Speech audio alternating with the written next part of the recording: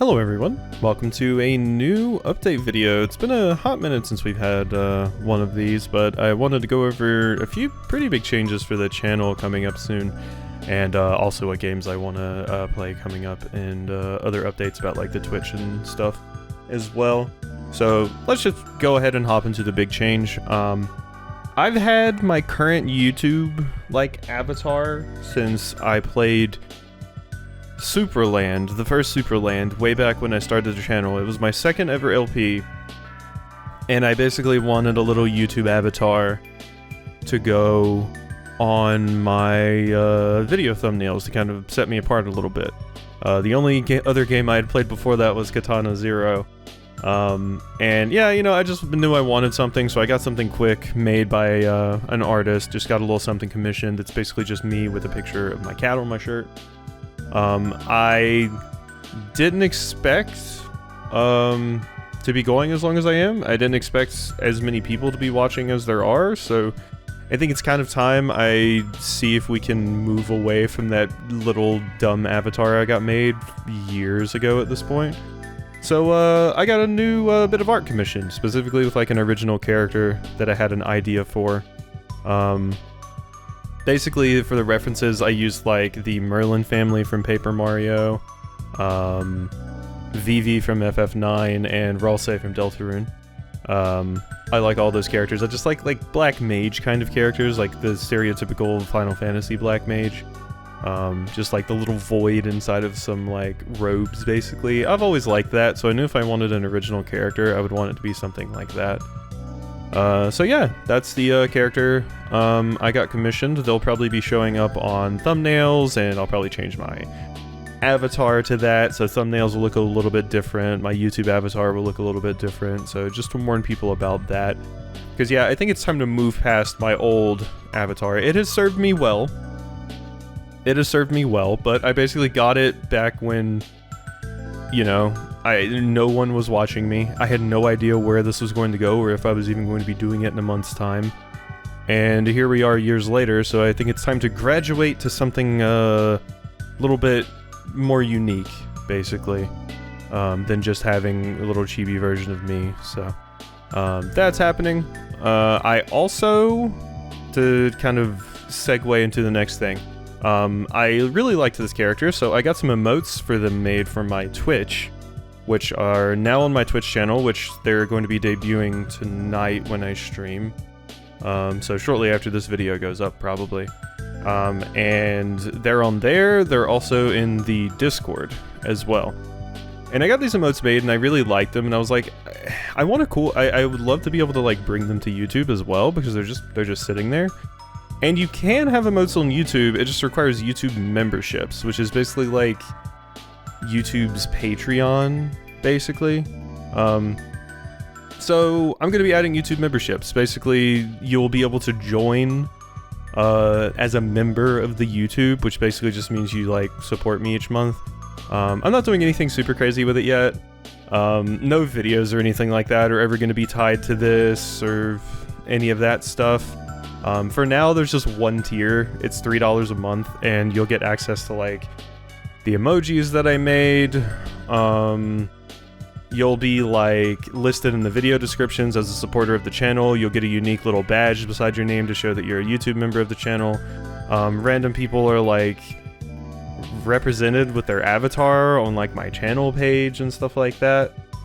So basically just those things. I just thought it would be a cool way for people to support me if they want to, and it would be a cool way for me to get my emotes on the YouTube. Another benefit, I guess, is if you do join the Discord or are in the Discord, you'll get a special role specifically showing that you're a YouTube member or whatever. So it's just a little way to support me with the channel, and get some things in return. I'll probably think of adding more perks to it at some point as I think of them. Feel free to share any ideas for stuff that people would actually want to see. I mean, obviously there's, you know, emulating the things that other YouTubers have done with this kind of stuff, specifically with Patreon, which I did think about Patreon, but the big thing for me was just I wanted the emojis to be on Twitch, and I obviously, or on YouTube, and I obviously can't do that with Patreon. So setting this up so people can throw me a little bit of money if they want to, and they can get like a few little cute things in return feels like a good idea. You're also like listed as a YouTube member in my comments, so it'll be easier to find comments specifically from people that are YouTube members. I think YouTube just straight up shows you it more, and it's easier to find because you can filter people by that. Obviously, my responding to comments isn't going to change at all, but you know, just some little things there, and a way to help out the channel if you are so inclined.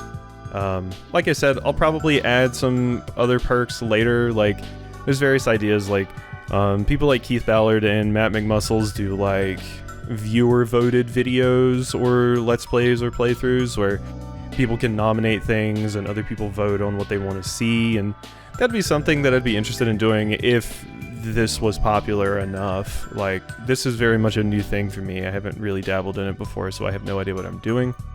But, there's that, you know, like game nights on the Discord, multiplayer streams, just, you know, stuff, Q&A if people care to get my opinion on anything. I don't know why you would, but there's a lot of different things you could add as perks to that. I just don't know what they are, basically. So, yeah, the perks right now are basically that you'll have a little badge next to your name, you'll get access to the emojis, you'll be listed as a channel member, you'll get special badges based off of how long you've been a channel member, you'll get a special role in the Discord, etc., etc. It's mostly just a way to support me, and if anyone considers doing it, I very, very much appreciate it. So, with that out of the way, I guess I'll cover what things I want to play coming up. I should mention first, though, on the Twitch I've been playing Dave the Diver, and I'm finishing up Yakuza. I'm not really sure what's going to be coming after that, but for anybody interested in either of those games, I am playing those on the Twitch. So, I think that was everything I wanted to get through. Sorry, that was very rambly, and there was a lot going on. I'll probably update my YouTube outro as well with the new character at some point, but hopefully people like the character. I think it's more interesting than just having me, so.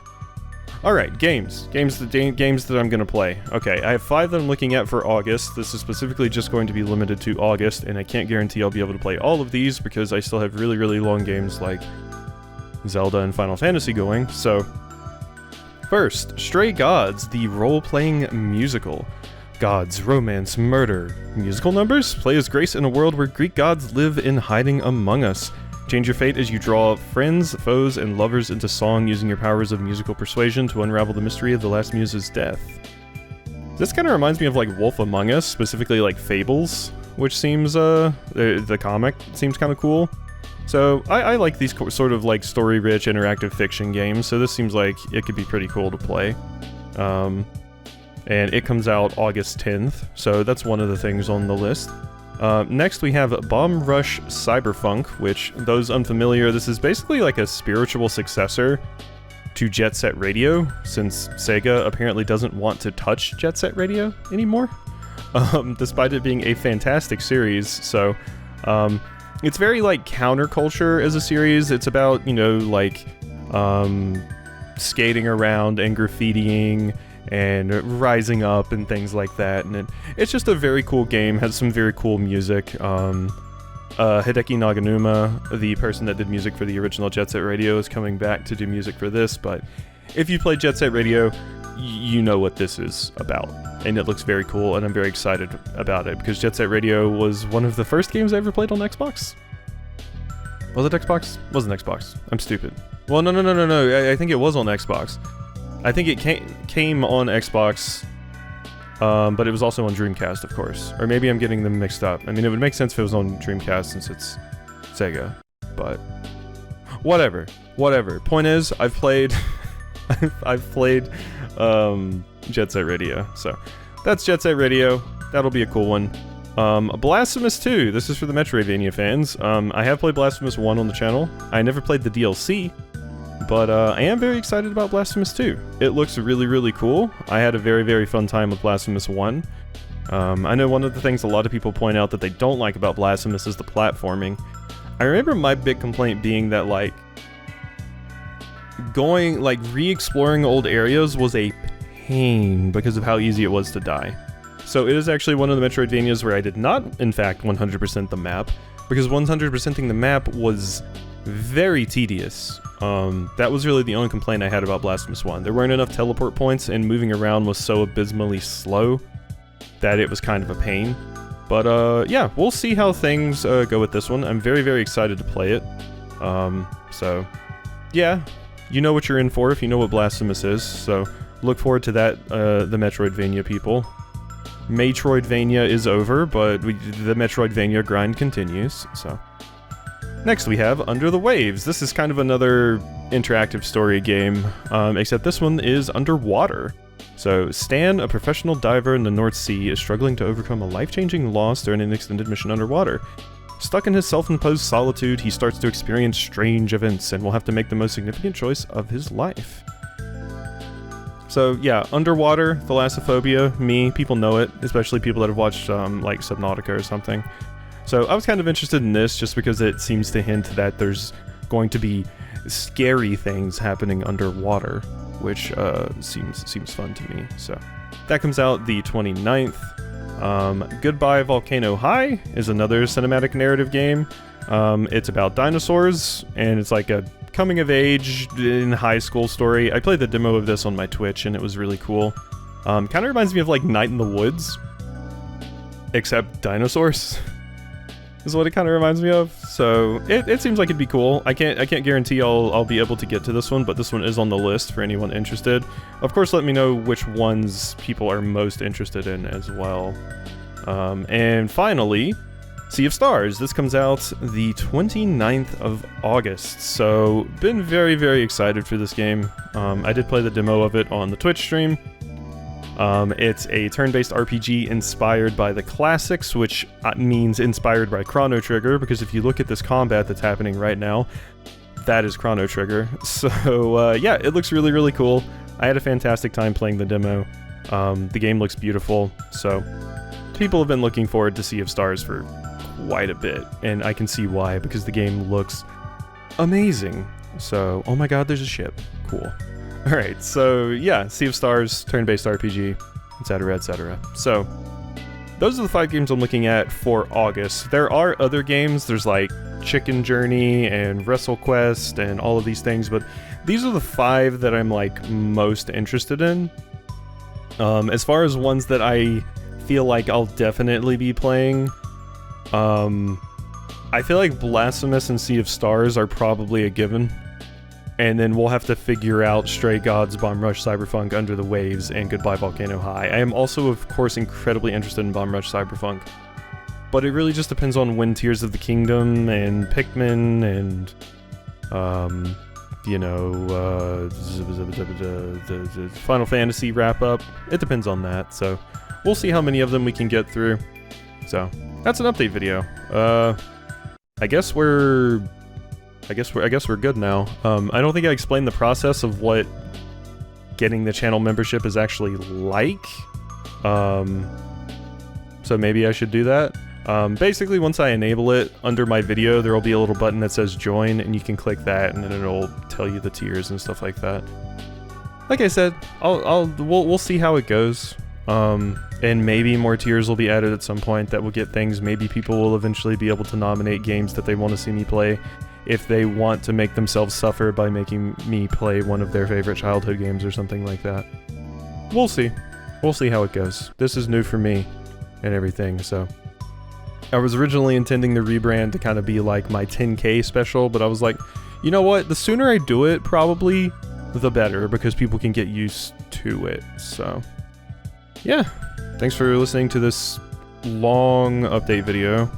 And thanks for watching and stuff, because, yeah, like I said earlier, I really never thought I would ever be making it to this point where people would even want to watch me play games, so, it's a good feeling. It's a good feeling, and thank you so much. I really appreciate it, so, hope you've enjoyed, and I'll see you next time for some more.